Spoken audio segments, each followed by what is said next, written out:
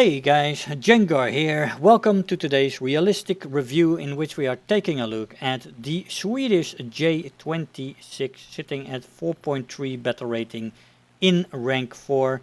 Fantastic plane. She's a Mustang, of course, as you see.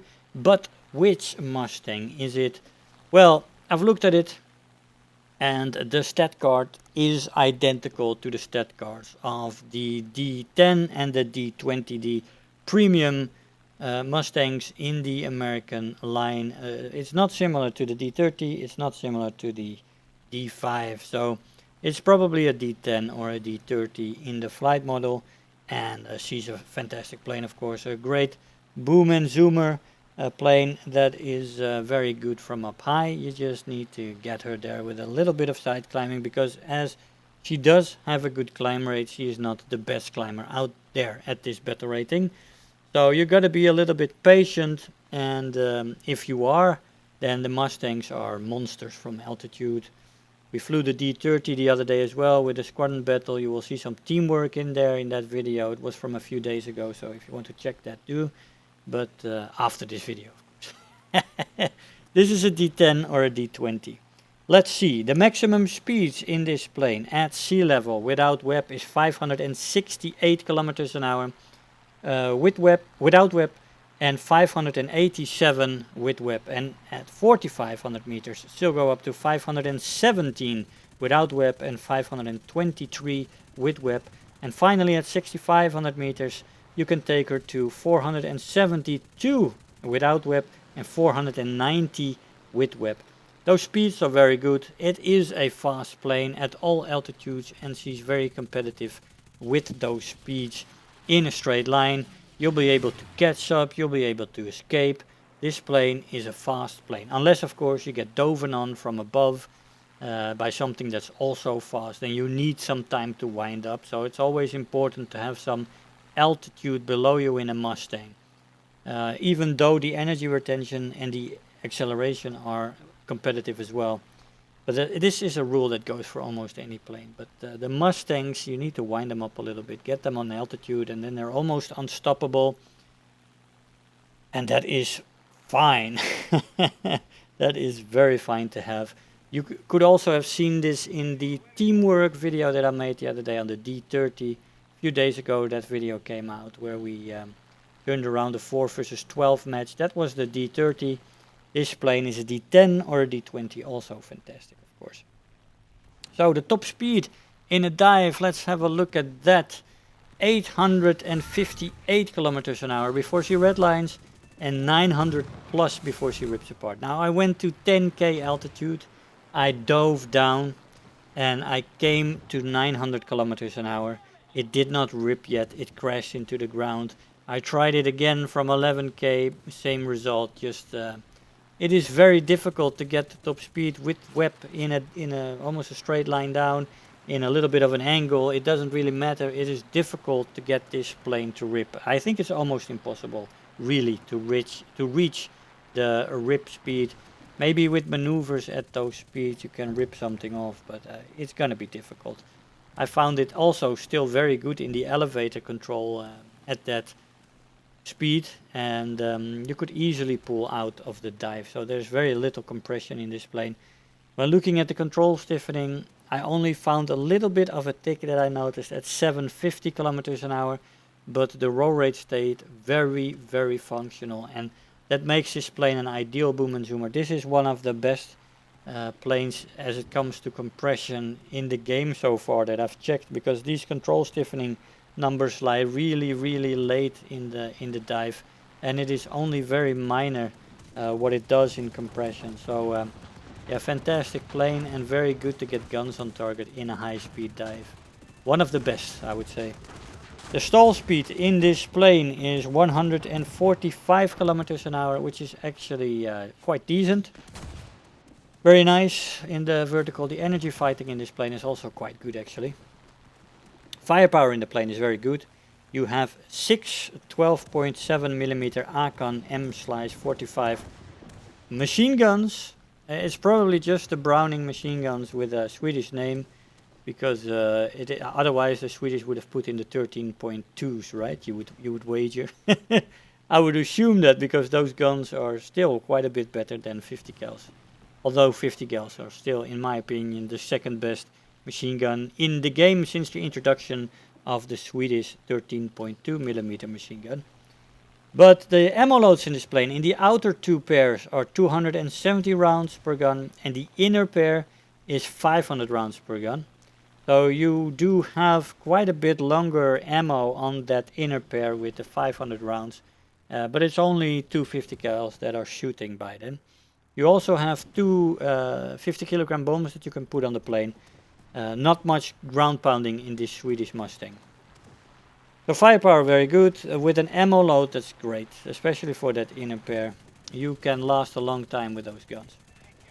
The acceleration in a straight line is great, absolutely fantastic. She speeds up quite well in a straight line, and very good to have, because you can then escape from people, and that is good. In a dive it is also very good. Energy retention in the horizontal and the vertical is excellent. This plane is built for speed and built to retain it. Very sleek design, lovely to look at, of course. I used to have a model of this plane as a kid. I'm completely indoctrinated by the superiority of the American P-51D in the Second World War. At a young age, thought it was the best plane in the world. It might have been at the time. But there were still competitors, and still the pilot does make the difference. I know that now, but anyway, I was completely in love with this plane and the design. I thought it looked fantastic, and I still do. But a fantastic energy retention. Also in the vertical, great for stall maneuvers, this plane. She holds her speed in the vertical very nicely. And with a bit of web combined with the good climb rate, this plane can outperform lots of planes. And it is only very rarely where you get surprised by people. People in a better energy state with a lot of speed in a straight line coming up for you. Almost never happens. So, but still, you got to pay attention, as always, of course. The turn time in this plane is actually decent, and it's good when it's fast. And this point lies around 450, where you can see a good turn time and good roll rate on this plane. If it's below, let's say, 400 kilometers an hour, the turn time and the roll rate are only decent.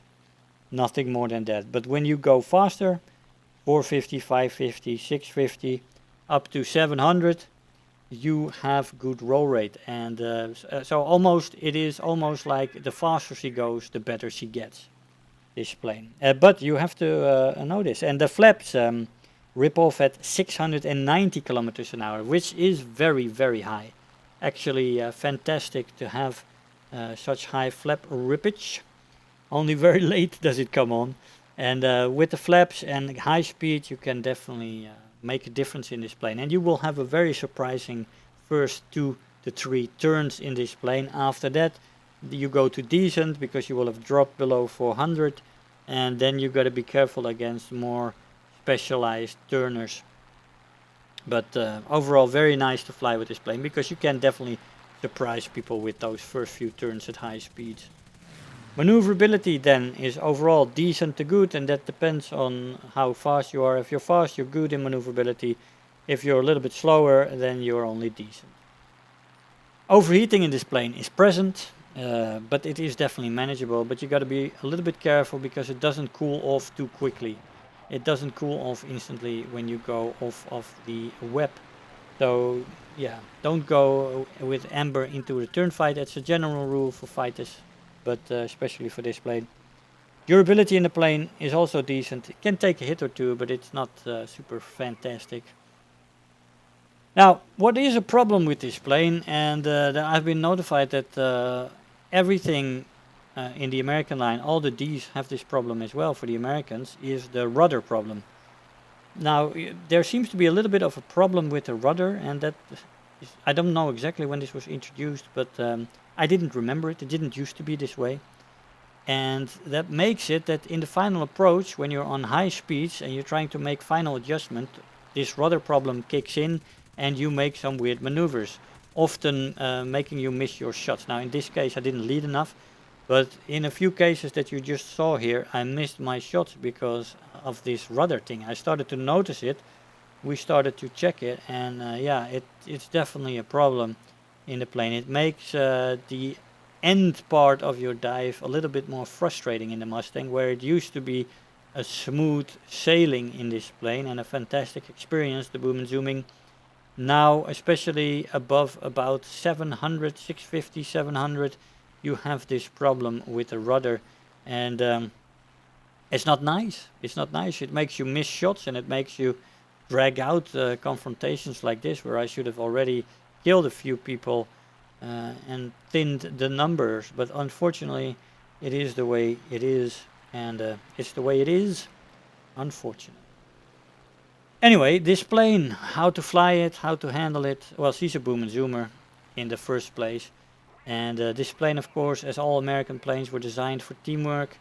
This plane in War Thunder in general needs a bit of patience to set her up correctly. I mean, American teams, as you know, often get accused of flying bad teams that fly it. And I see that's often because people don't take the time to properly side climb, take the time to set up your Mustang in a position where she can do some harm. You don't want to be dove on in this plane. Yes, you can dive away, you can escape from one guy, but then you're low, you're slow, and you're out of the game. And if you have a lot of 109s above you, well, that's your own fault. I mean, you gotta set her up. You gotta set them up. So side climb, be patient, discipline, observe the match, and only go in when you are sure that you are one of the, if not the highest planes in the match. And then you can wreak havoc in a Mustang. Otherwise, everything is just wasted time in a Mustang. Because, as I said, if you're not high, you cannot develop the speed that makes this plane maneuverable.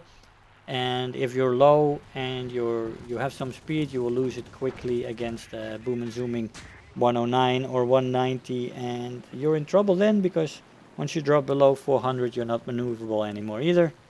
And you'll get outplayed that way.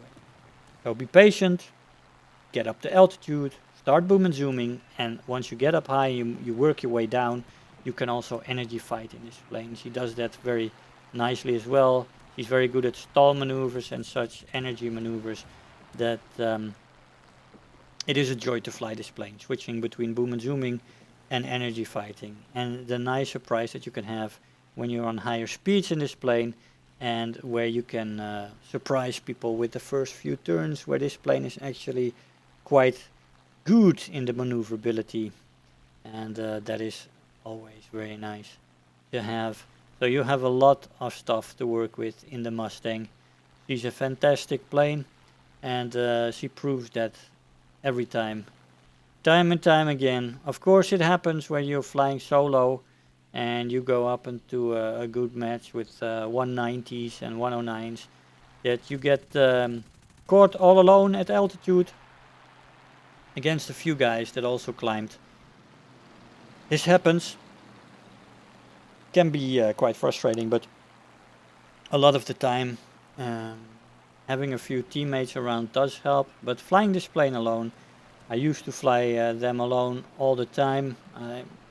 Only lately have I begun flying in squads, and although it does make a difference, I do believe that flying this plane solo, it also is a deadly machine, and she can do a lot of damage against an enemy team. Even though you may not survive every 1 versus 8 or 7, you can still wreak havoc among them, especially and only if you are in the right position, and that is up high, and then work your way down, and yeah, boom and zooming, man.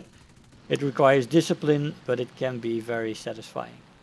Of course, dogfighting and energy fighting and stall maneuvers sometimes feel more interesting than just a good old boom and zooming, but still, getting kills that way can feel very satisfying as well. The joy then is more in positioning, decision making, and then the execution at the end to do it correctly and finish people off, pinning the numbers, and maybe have a great reversal. That is always a joy. And yeah, I always enjoy flying the Mustangs. I really love these planes. And very nice that the Swedish line actually did get a Mustang. Although they have plenty of their own planes that are good at rank 4 and all the ranks actually. I find the Swedish line quite nice and competitive, and a lot of planes that are very joyful to fly in there. But this Mustang is no exception to that. I had some very good matches in it and some very decent results, so yeah, always good to fly a Mustang. Let's see what kind of result we got in this match.